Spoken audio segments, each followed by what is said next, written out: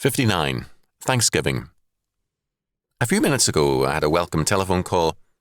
A man thanking me gratefully, if tardily, for something I did for him some weeks ago. We hear too seldom from grateful people and too often from complainers.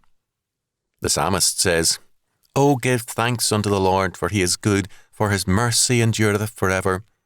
Psalm 107:1. One of the most common themes of the Psalms is a summons to give thanks to the Lord. Thanksgiving should be specific. We should thank God for his gifts, individually and specifically. Each day gives us fresh reasons for gratitude. If we have no other reason, we should thank God for his grace. Families without appreciation for what others do for one another's love soon becomes unhappy and unloving. The joy of preparing a good meal or working to support a family is made possible by appreciation. We are made happier when people express their gratitude to us. We should also be ready to give thanks to others. Above all, we should give thanks to God. We need to cultivate thanksgiving in our lives because God requires it.